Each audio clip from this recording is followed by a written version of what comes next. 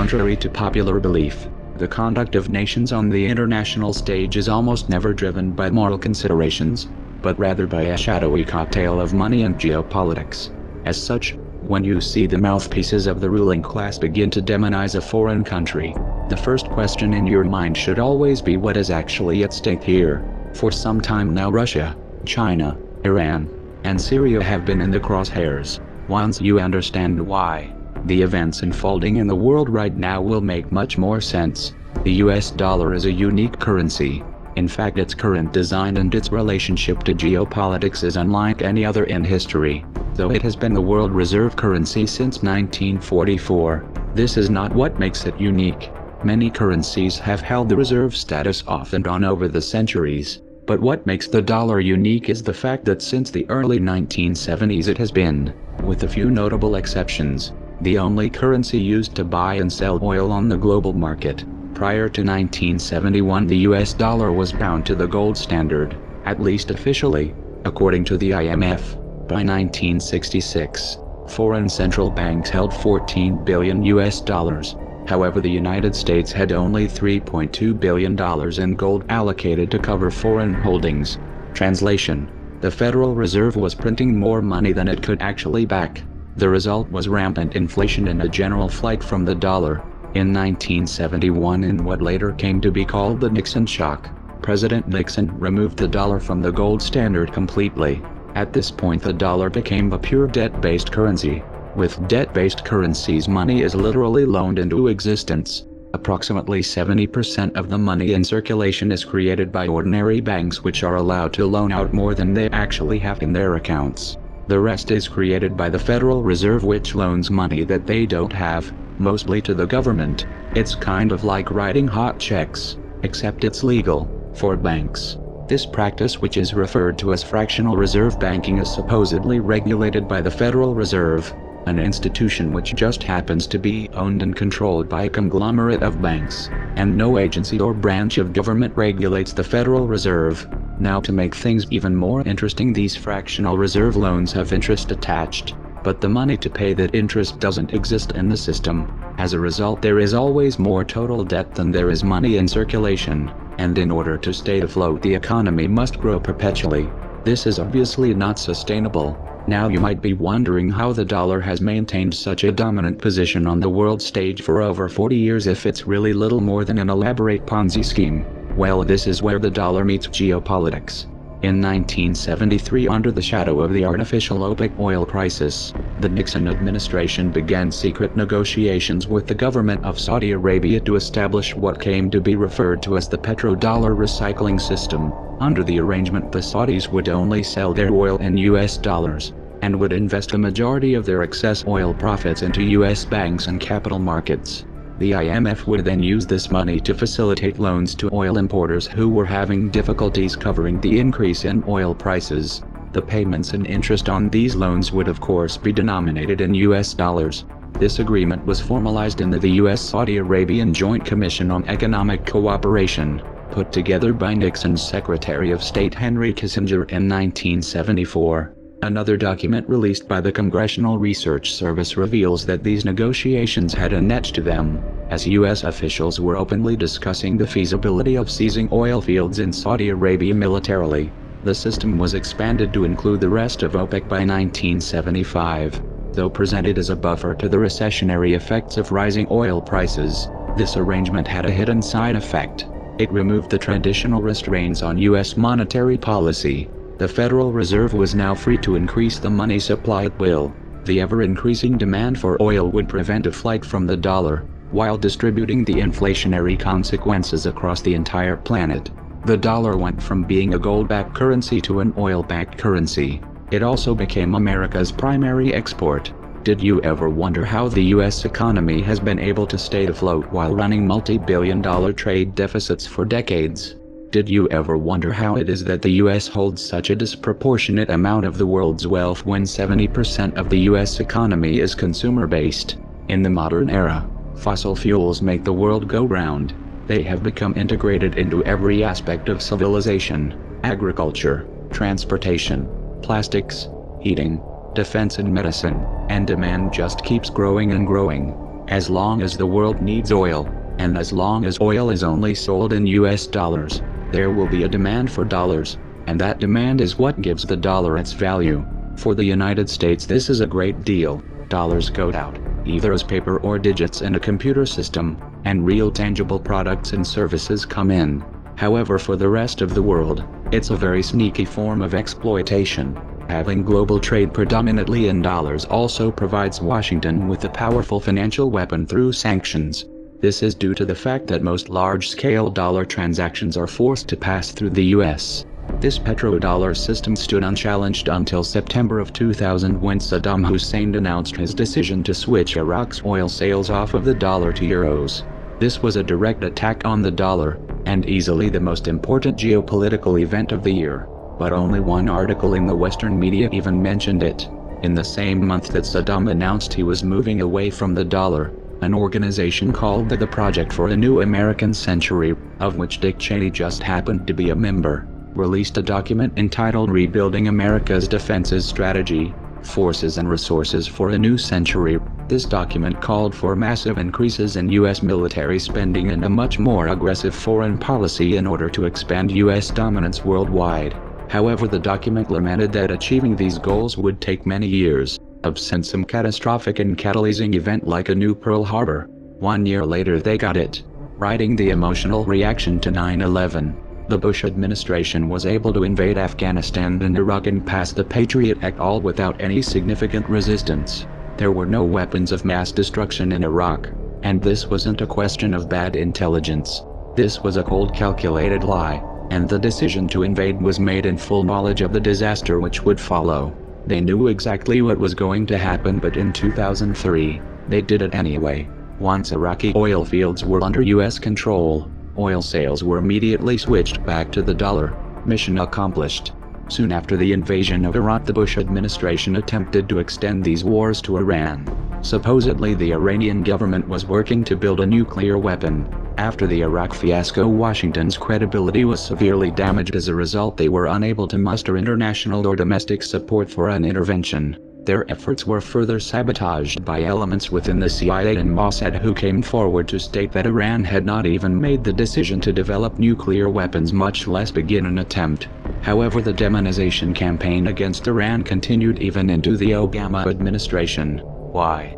Well, might it have something to do with the fact that since 2004 Iran has been in the process of organizing an independent oil bourse? They were building their own oil market, and it wasn't going to be tied to the dollar. The first shipments of oil were sold through this market in July of 2011. Unable to get the war that they wanted, the US used the UN to impose sanctions against Iran. The goal of the sanctions was to topple the Iranian regime. While this did inflict damage on the Iranian economy, the measures failed to destabilize the country.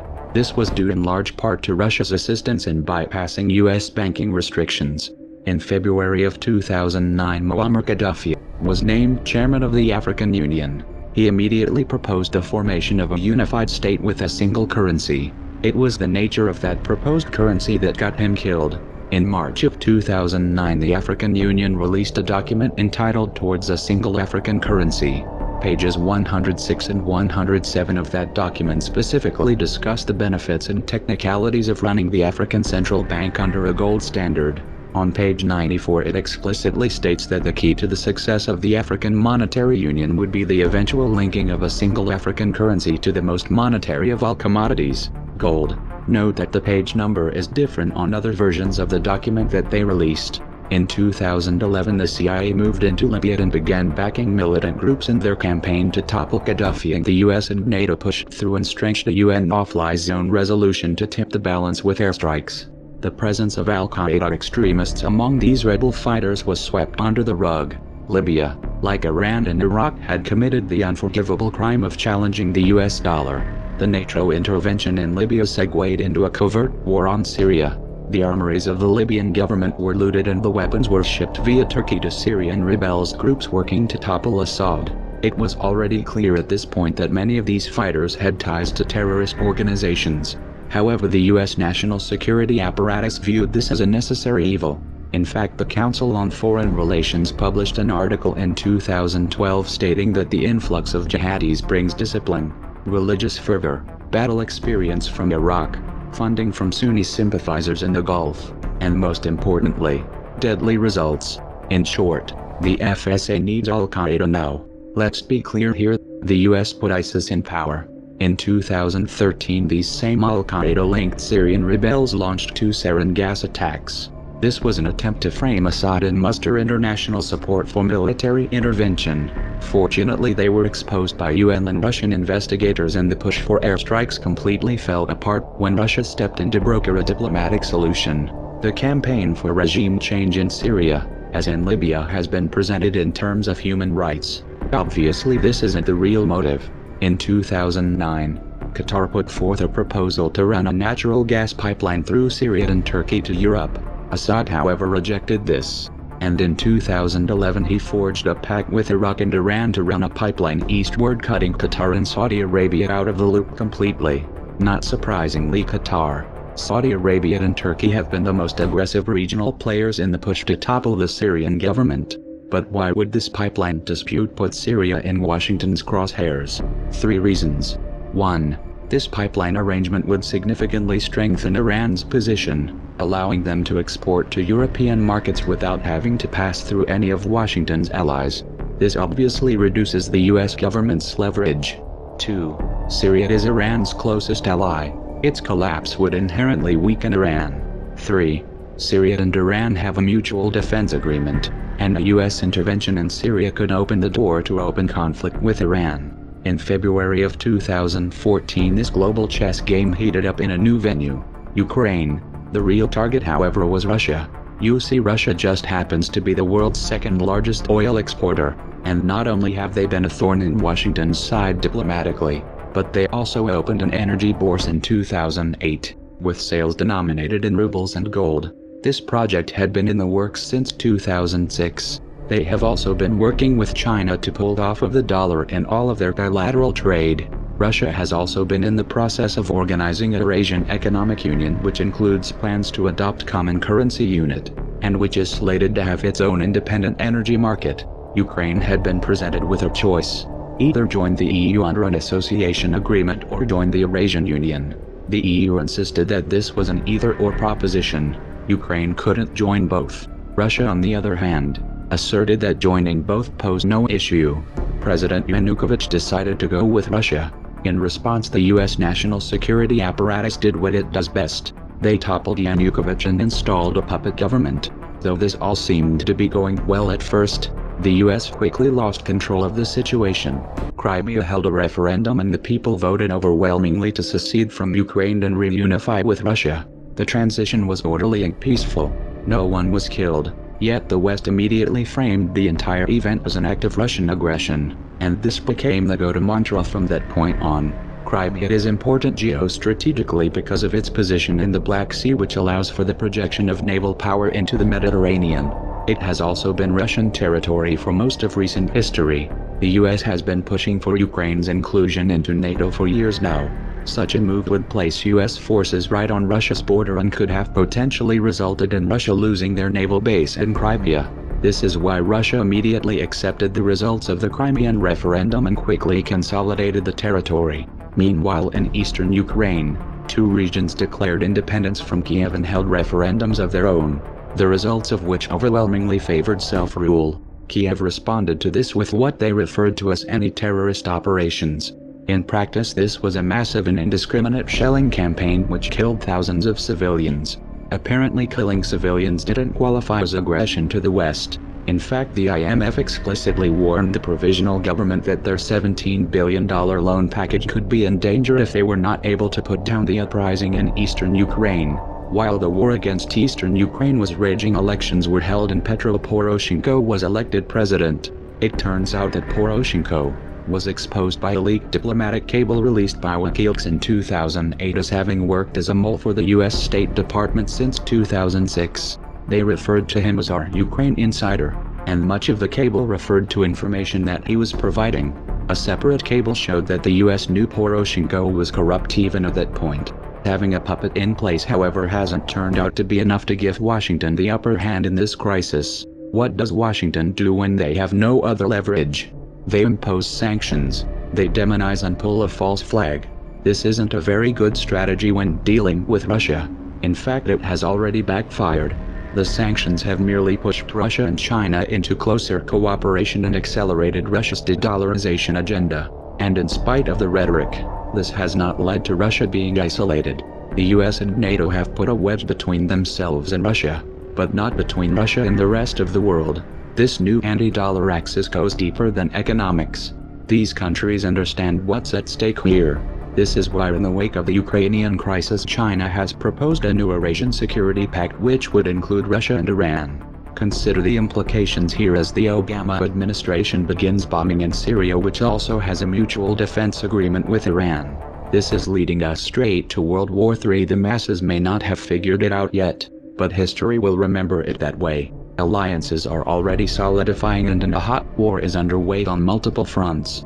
If the provocations and proxy wars continue, it's only a matter of time before the big players confront each other directly, and that is a recipe for disaster. Does all of this sound insane to you? Well, you're right. The people running the world right now are insane, and the public is sleepwalking into a tragedy.